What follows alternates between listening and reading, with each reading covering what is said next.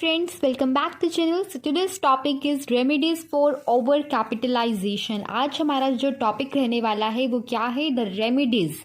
ठीक है कि जो ओवर कैपिटलाइजेशन की सिचुएशन एक ऑर्गेनाइजेशन में अगर हो गई है उसको हम किस तरह से रेमेडीफाई कर सकते हैं, किस तरह से उसे सही किया जा सकता है. ठीक है, क्यों हुई, दैट मीन्स द कॉजेज.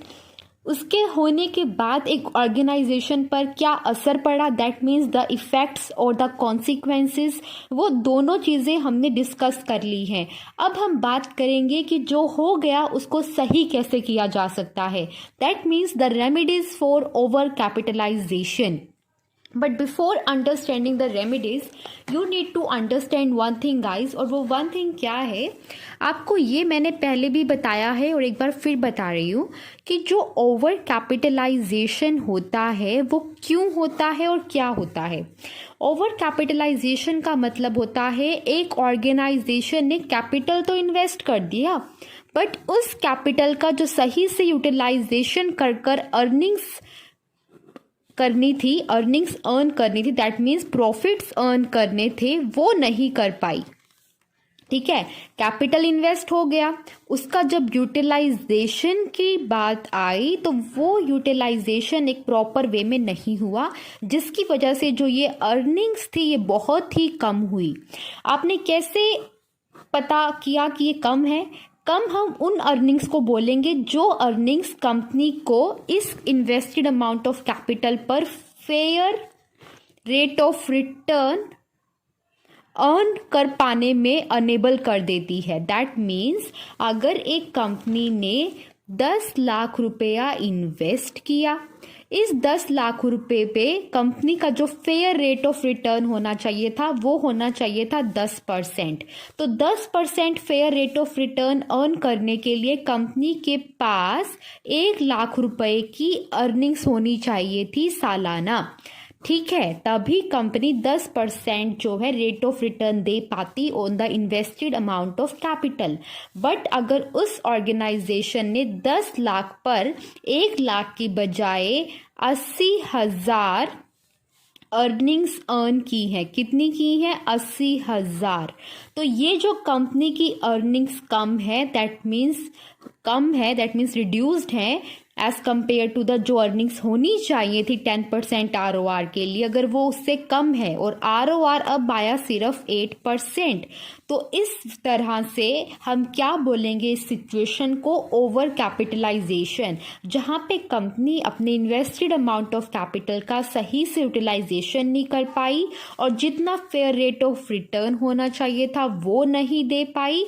क्यों? क्योंकि कंपनी की जो अर्निंग्स है वो रिड्यूस्ड है, वो कम है. ठीक है, तो हम सीधी सी बात यहाँ पर ये बोल सकते हैं कि ओवर कैपिटलाइजेशन जो हुआ वो क्या हुआ, कैपिटल का ज़्यादा होना, इतना ज़्यादा होना कि वो जस्टिफाई नहीं हो पा रही है with the amount of earnings जो एक ऑर्गेनाइजेशन के पास हैं, जो कि अर्निंग्स क्या है, कम है. तो कैपिटल ज़्यादा है और अर्निंग्स कम है, आप इसमें से कोई भी एक बात बोल सकते हो ओवर कैपिटलाइजेशन को करेक्टराइज करने के लिए. तो अगर हम इसको सही करने की बात करें तो मतलब हमें इसका अपोजिट करना होगा. सही करना है, रेमेडीफाई करना, दैट मीन्स या तो इन्वेस्टेड अमाउंट ऑफ कैपिटल को रिड्यूस कर दो जो कि बढ़ी हुई है, या फिर और आप क्या कर सकते हो, इस अमाउंट ऑफ अर्निंग्स को जो कम है उनको इंक्रीज कर दो. क्या कर दो? इंक्रीज कर दो. तो यही दो ऑप्शंस हैं एक कंपनी के पास ओवर कैपिटलाइजेशन की सिचुएशन को रेमेडीफाई करने के लिए, इधर रिड्यूस द कैपिटल और increase the earnings. Reduce the capital, अब आपको ये पता होना चाहिए ये जो कैपिटल है ये कंपनी डिफरेंट सोर्सेज से रेज करती है. ये डिफरेंट सोर्सेज कौन से होते हैं? ये होते हैं कंपनी के लॉन्ग टर्म डेट्स. डेट आप उस पैसे को बोल सकते हो जो कंपनी ने in the form of loan raise किया है. ठीक है, in the form of loan जो कंपनी ने रेज किया है उस पैसे को हम बोलेंगे long term debt. Long term के लिए जो कंपनी ने in the form of loan पैसा लिया है, कैपिटल या तो उस पैसे से आई होगी, मतलब फंड्स कंपनी में या तो उस पैसे से आए होंगे या फिर उस पैसे से आए होंगे जो कंपनी ने अपना शेयर के बदले रेज रेस किए हैं।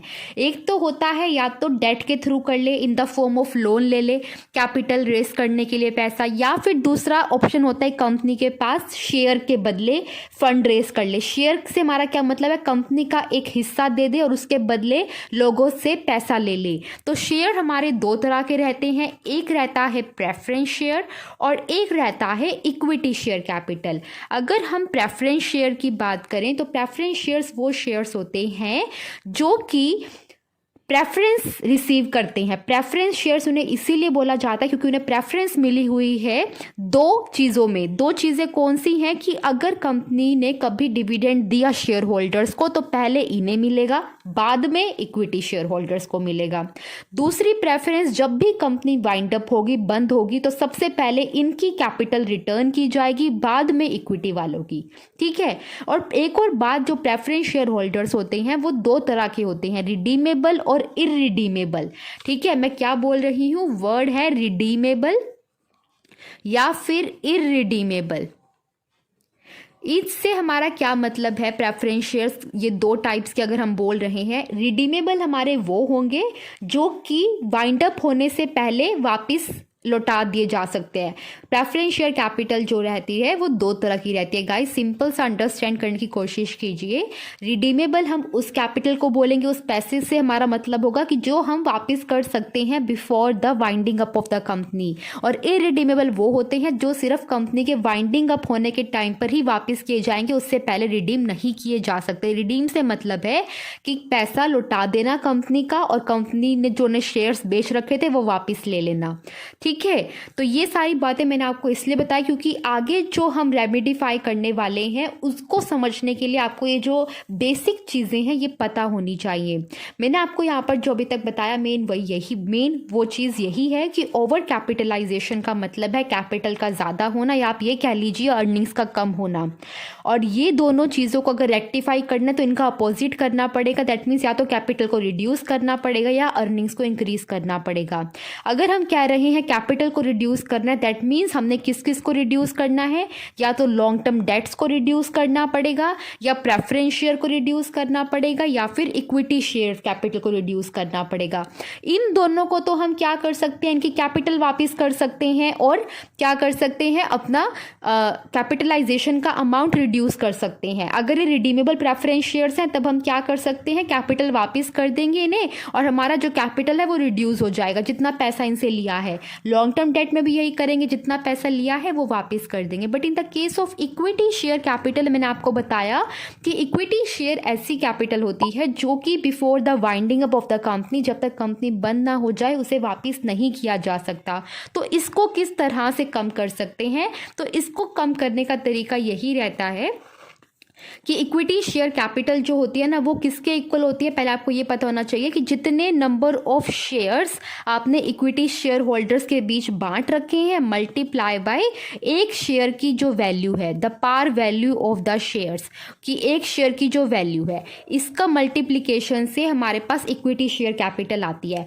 तो अगर हम इन्हें वापस तो नहीं कर सकते, बट अगर हम इन नंबर ऑफ शेयर्स को रिड्यूस कर दें या फिर ये पार वैल्यू ऑफ शेयर्स को रिड्यूस कर दें तो इक्विटी शेयर कैपिटल कम हो सकती है। ठीक है। तो हमारे पास क्या क्या चीज़ें आ गई ओवर कैपिटलाइजेशन को सही करने के लिए। सबसे पहला अर्निंग्स को हमें इंक्रीज करना है, वो कैसे करना है वो मैं आपको बताती हूँ अभी इन द अपकमिंग सेक्शन। और दूसरा आ गया कैपिटल को कम करना। अब कैपिटल मेजर पॉइंट था कम करना, इसके सब पॉइंट्स क्या आ गए, लॉन्ग टर्म जो डेट्स हैं उनसे जो कैपिटल ले रखा है उसे वापस कर दो, प्रेफरेंस शेयर कैपिटल से जो कैपिटल रेस कर रखा है उसे रिटर्न कर दो, या फिर इक्विटी शेयर कैपिटल से जो पैसा ले रखा है उसे वापस कर दो। उसे वापस नहीं कर सकते क्योंकि उसको वापस करना है तो कंपनी को बंद करना पड़ेगा, बट कंपनी बंद नहीं करनी है हमें कंपनी को सिर्फ और सिर्फ ओवर कैपिटलाइजेशन से रेमिडिफाई करना है। तो वो करने के लिए आप क्या कर सकते हो, नंबर ऑफ शेयर्स को रिड्यूस कर सकते हो या फिर पार वैल्यू ऑफ शेयर्स को रिड्यूस करते हो। और ये अब हम पढ़ने वाले हैं with the help of examples. ठीक है, इतना बेसिक आई होप सो आपको समझ में आ गया होगा। Now see the points. Remedies for over capitalisation की अब हम पॉइंट बाय पॉइंट डिस्कशन करेंगे। सबसे पहला जो फैक्टर है जिसकी मदद से हम क्या कर सकते हैं, ओवर कैपिटलाइजेशन की सिचुएशन को रेमेडीफाई कर सकते हैं, वो है reduction in long term debts. मैंने आपको अभी बताया डेट से हमारा मतलब क्या है, लोन्स, और इन लोन्स को अगर हम क्या कर दे, रिड्यूस कर दे, दैट मीन्स ये पैसा वापस कर दे उन पब्लिक को या फिर उन फाइनेंशियल इंस्टीट्यूशंस को जिनसे हमने ये पैसा ले रखा है, तो हमारी ओवर कैपिटलाइजेशन की जो सिचुएशन है वो सही हो सकती है। बट अगर हम थोड़ा लॉजिकली सोचें ना गाइस, तो ये थोड़ा इम्प्रैक्टिकल है। वाई वी आर सेइंग कि ये थोड़ा इम्प्रैक्टिकल है, क्योंकि अगर आप लॉजिकली सोचोगे तो लोन को वापस करने के लिए जो पैसा आपने उधारी ले रखा है, अगर आप उसको वापस करना चाहते हो तो उसके लिए तो भी पैसा होना चाहिए। कोई चीज़ आपने ये बोला कि अगर 10 लाख रुपए आपने रेज कर रखे थे और उसमें से 1 लाख रुपया आपने लॉन्ग टर्म डेट से ले रखा था, आप कह रहे हो इस पैसे को कम करना है कि 20,000 वापिस करना है, बट ये 20,000 होना तो भी चाहिए कंपनी के पास। कंपनी की तो अर्निंग्स ऑलरेडी कम है, कंपनी ने इतना पैसा लगा तो दिया बिजनेस में, बट इस कैपिटल को लगाने के बाद अर्निंग्स तो बिल्कुल भी नहीं कर पाई। उसके पास इतना पैसा है ही नहीं कि वो 20,000 वापस कर दे। इसको लौटाने के लिए और लोन लेना पड़ जाएगा। तो ये जो फैक्टर है, ये जो पॉइंट दे रखा है for the remedies for over capitalisation, this is a way to reduce the capital and to remedify the situation of over capitalisation, but it is not practical thing. ठीक है, तो ये ज़्यादा प्रैक्टिकल नहीं है और इसका यूज़ जो है वो सजेस्टेबल भी नहीं है। उसी तरह हमारा दूसरा है point, that is redemption of high dividend preference shares. Preference shares मैंने आपको बताया कौन से होते हैं। अगर ये रिडीमेबल प्रेफरेंस शेयर्स है जिनकी कैपिटल को आप वापस कर सकते हो before the winding up of company, तो उस केस में भी यही बात है कि उनका पैसा जो है लौटा दीजिए प्रेफरेंस शेयर होल्डर्स को, क्योंकि उन पर हमें डिविडेंड देना पड़ता है और हमें कैपिटल अपनी रिड्यूस करनी है, हमारे पास अर्निंग्स नहीं है, तो हमें कुछ प्रेफरेंस शेयर कैपिटल को रिडीम करना पड़ेगा, वापस करना पड़ेगा। तो उसके लिए हम क्या करेंगे कि हम उनकी कैपिटल को वापस कर देंगे। बट अगर वही फिर से वही बात, भाई पैसा वापस करने के लिए कंपनी में पैसा होना तो भी चाहिए, वो पैसा है ही नहीं, तो ये पैसा वापस कैसे किया जाएगा। ठीक है, तो this is also impractical, but yeah, this is a way and it is written in the books। ठीक है, तो ये भी एक तरीका हो सकता है। थर्ड, अब हम बात करेंगे, इन दोनों के ऊपर आपका मेन फोकस होना चाहिए। मैंने आपको बताया था कि इक्विटी शेयर कैपिटल को अगर आपको कम करना है तो उसके 2 तरीके हो सकते हैं। या तो पार वैल्यू को कम कर दो। पार वैल्यू से हमारा मतलब है एक शेयर की जो वैल्यू है, एक शेयर देने के बदले कंपनी के जो कंपनी ने इन्वेस्टर से पैसा लिया है उसको हम बोलेंगे पार वैल्यू ऑफ शेयर। और number of share, that means total shares जो कंपनी के इशूड हैं और पब्लिक ने सब्सक्राइब कर रखे हैं, द इक्विटी शेयर होल्डर्स ने जो ले रखे हैं। तो इन दोनों में से अगर आप किसी एक चीज़ को कम कर देते हो तो भी आपकी कैपिटलाइजेशन, ओवर कैपिटलाइजेशन की जो सिचुएशन है वो रेमेडीफाई हो सकती है। कैसे? पहले आप एक्चुअल सिनेरियो देखिए, ऑर्गेनाइजेशन में क्या हो रहा है। ऑर्गेनाइजेशन में क्या हो रहा है, 10,000 शेयर्स कंपनी ने इक्विटी शेयर होल्डर्स के बीच 10,000 शेयर्स बांट रखे हैं और हर एक शेयर की जो वैल्यू है वो है 100 रुपया।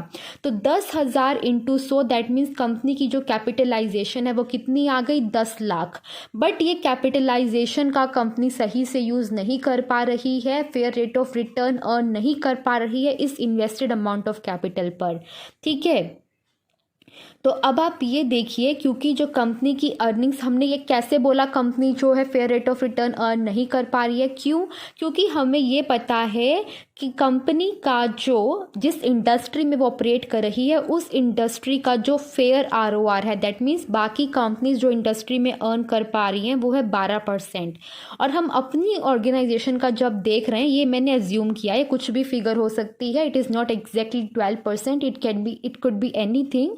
ठीक है, तो वो मैंने सिर्फ एज्यूम किया है कि इंडस्ट्री का ROR इतना चल रहा था और हमने कैपिटलाइजेशन में इतना पैसा लगा रखा है और इस अमाउंट का यूज़ कर 10 लाख रुपए का यूज़ कर कंपनी ने जो प्रॉफिट अर्न किया वो है 60,000 रुपीज़। सोच रहे हो कितना अर्न किया, 60,000 रुपीज़। तो 60,000 रुपीज़ 10 लाख पर कितना परसेंट हुआ, आप ये सोचकर मुझे बताइए। जब आप इसे कैलकुलेट करोगे you will come to know that it is 10 lakh के ऊपर जो 60,000 अर्निंग्स ऊपर रखोगे और नीचे क्या रखोगे कैपिटलाइज अमाउंट कि 60,000 की अर्निंग्स 10 लाख रुपए के ऊपर, तो ये कितना अमाउंट आपका बैठेगा। 40 से 40 कट, 20 से 20, 6% ये हमारे पास आ रहा है। कितना आ रहा है 6%। 6% ROR आप इन्वेस्टेड अमाउंट ऑफ कैपिटल पर दे रहे हो 10 लाख रुपए पर, और इंडस्ट्री का कितना है गाइस 12%। सो इस तरह से हमने कहा कि कंपनी ओवर कैपिटलाइज्ड है। और अब हम इस सिचुएशन को रेमेडिफाई करने का तरीका जो देख रहे हैं वो क्या कि अगर हम इस वैल्यू को कम कर दें तो क्या हमारा ROR बढ़ सकता है। तो हाँ जी ये हो सकता है, वही अब हम नीचे बता रहे हैं। अगर पार वैल्यू को 50 रुपया कर दिया जाए, 100 रुपया है 50 रुपया कर दो, 10,000 शेयर्स तो उतने ही रहेंगे, बट एक शेयर के बदले जो हमने पार वैल्यू कर दी है वो कर दी है 50 रुपये। तो 50 इंटू 10,000 कितना हो गया 5 लाख। पहले कैपिटलाइजेशन की अमाउंट कितनी आ रही थी 10 लाख, अब आ रही है 5 लाख। कंपनी की अर्निंग्स उतनी ही है 60,000, बट अगर 60,000 अब हम देखें 5 लाख के कैपिटल पर हमने कमाए हैं तो दैट मीन्स हमारा ROR कितना हो गया 12%। और इंडस्ट्री का भी इतना ही, दैट मीन्स अब हम ओवर कैपिटलाइजेशन की सिचुएशन को रेक्टिफाई कर लिया। हमने कैपिटलाइजेशन के अमाउंट को पहले रिड्यूस किया और रिड्यूस करते ही हम फेयर ROR अर्न कर पाए। So in this way par value of shares को रिड्यूस कर कर भी ओवर कैपिटलाइजेशन की सिचुएशन को सही किया जा सकता है।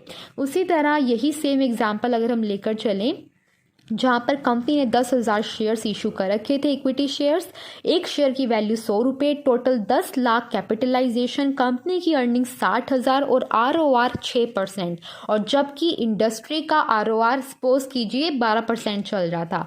अब कंपनी ने क्या किया, कंपनी ने पार वैल्यू उतनी ही रखी शेयर्स की, बट कंपनी ने ये डिसाइड किया कि कंपनी क्या करेगी, एक नया शेयर इशू करेगी in replacement of 5 old shares, कि जिसके पास 5 शेयर्स हैं उसको कंपनी का एक नया शेयर दिया जाएगा और पार वैल्यू वही रहेगी। दैट मीन्स एक नया share in replacement of 5 old shares. तो अगर 10,000 ओल्ड शेयर्स हैं तो नए कितने शेयर्स इशूड हो जाएंगे 2,000 शेयर्स। इन 10,000 को रिप्लेस कर दिया जाएगा 2,000 शेयर से। तो 2,000 शेयर्स पार वैल्यू 100 रुपया, तो कैपिटलाइजेशन की अमाउंट कितनी हो जाएगी 2 लाख और अर्निंग 60,000 ही है। तो 60,000 की earnings on the invested amount of 2 lakh आपका कितना ROR हो गया 30%। It is so much high than the fair ROR। अब आप सोचिए ओवर कैपिटलाइजेशन की सिचुएशन रेक्टिफाई होगी क्या नहीं होगी, हो गई ना। कैपिटलाइजेशन की जो ओवर कैपिटलाइजेशन की सिचुएशन है वो रेक्टिफाई होगी। ओवर कैपिटलाइजेशन की सिचुएशन क्यों पैदा हुई थी, क्योंकि फेयर ROR नहीं दे पा रही थी कंपनी, अर्निंग्स कम थी as compare to the invested amount of capital. But यहाँ पर भी एक बात आप और देखिए गाइस, यहाँ पर जो अर्निंग्स थी, यहाँ पर जो अर्निंग्स थी, या फिर यहाँ जो अर्निंग्स थी, तीनों सही थी, तीनों सेम थी सॉरी। तो हमने क्यों कहा कि वो कम है। हम कम या ज़्यादा किस फैक्टर पे डिपेंड होकर कैलकुलेट करते हैं, द अमाउंट ऑफ कैपिटलाइजेशन। ये अर्निंग्स 10 लाख रुपए पर थी और ये अर्निंग्स आपकी 5 लाख रुपए पर थी, ठीक है। तो कितने पैसे पर आपने कितना कमाया उसको देखते हुए हम बोलते हैं अर्निंग्स कम है कि ज़्यादा है। ये नहीं कि अगर 60,000 है तो 60,000 से अब यहाँ पर बढ़नी चाहिए थी, 80,000 होनी चाहिए थी, नहीं। आपको ये कंपेयर करना है with the invested amount of capitalisation. जो 60,000 पहले 10 लाख रुपए पर कमा रहे थे, अब आप वही 60,000 5 लाख रुपए पर कमा रहे हो और ROR 12% दे रहे हो, ठीक है। तो आई होप सो आपको ये दोनों जो हमारे पॉइंट्स है ये भी समझ आए to remedify the situation of over capitalisation. अब हम बात करेंगे लास्ट 2 इंपॉर्टेंट पॉइंट्स की, और वो कौन से हैं। इन दोनों पॉइंट्स में हम देखने वाले हैं is to increase the earnings of the company. मैंने आपको स्टार्टिंग ऑफ द वीडियो में बताया था कि अगर आपको ओवर कैपिटलाइजेशन की सिचुएशन को रेमेडिफाई करना है तो 2 तरीके होते हैं, या तो कैपिटल को रिड्यूस करो, और कैपिटल को रिड्यूस करने के हमने 4 तरीके देखे, या फिर आप अर्निंग्स को इंक्रीज़ करो। अब अर्निंग्स को इंक्रीज़ करने के 2 तरीके हम देखेंगे मेन, और वो पहला तरीका जो अर्निंग्स आपकी इंक्रीज़ कर सकता है वो क्या है, reduction of rate of interest on debentures. या तो मैंने बोला था कैपिटल को कम कर दो, बट अगर कैपिटल को कम नहीं कर सकते तो जो लॉन्ग टर्म डेट से पैसा ले रखा है आपने, जिस पर आपको इंटरेस्ट की पेमेंट करनी होती है एट फ्रीक्वेंट इंटरवल्स, थोड़े थोड़े टाइम के बाद, जिन पर इंटरेस्ट की पेमेंट करनी होती है, क्योंकि डेट्स का मतलब लोन, और लोन को पर हमें ब्याज देना होता है। ब्याज का मतलब हमारा है इंटरेस्ट। तो इंटरेस्ट का जो रेट ऑफ इंटरेस्ट है, दैट मीन्स जो इसकी दर है, उसको अगर आप रिड्यूस कर दो तो आपका जो अर्निंग्स है वो इंक्रीज हो जाएंगी। ठीक है, कैसे? सपोज कीजिए पहले कंपनी 10 लाख रुपए की अर्निंग्स कमाती थी, इतना प्रॉफिट होता था कंपनी का, जिस पर उसे 10% क्या देना पड़ता था?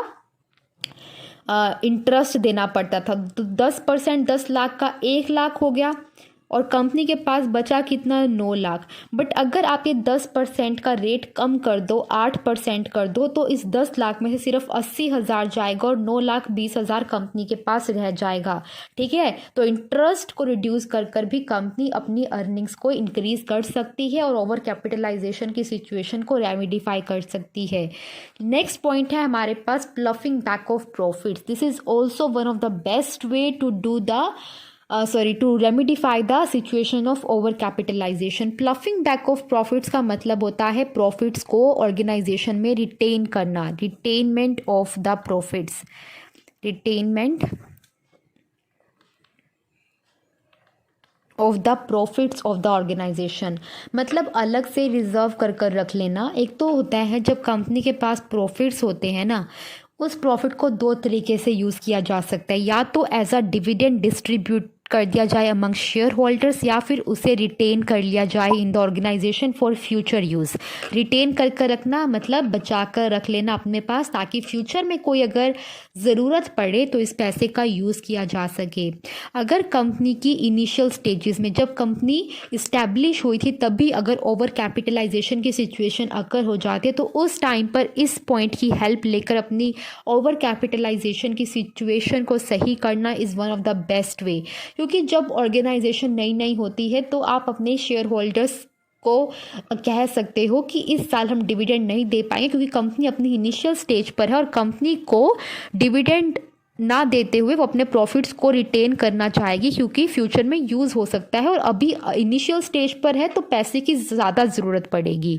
ठीक है, तो इस तरह से अगर वो पैसे को अपना बचा कर रखेगी तो उसकी जो अर्निंग्स हैं वो बढ़ी रहेंगी। क्यों? क्योंकि अगर उसने डिविडेंड कहकर डिस्ट्रीब्यूट कर दिया अमंग द शेयर होल्डर्स, तो इन द फ्यूचर अगर उसे ज़रूरत पड़ी तो उसे मार्केट से हाई रेट ऑफ इंटरेस्ट पर लेना पड़ेगा, जो उसकी अर्निंग्स को कम कर देगा। बट अगर उसने डिस्ट्रीब्यूट ना करते अपने पास बचा कर रख लिया, तो कंपनी की अर्निंग्स जो है इंक्रीज रहेंगी, और कंपनी की जो ओवर कैपिटलाइजेशन की सिचुएशन है वो भी रेक्टिफाई होने में हमें हेल्पफुल होगा। ठीक है, तो ploughing back of profits is also one of the way to remedify the situation of over capitalisation. I really hope कि आपको ये सारे पॉइंट्स क्लियर हो गए हैं, all the 6 points to rectify the situation of over capitalization. In case of any doubt guys, you can ask me in the comment section, and thank you very much for watching the video. Bye.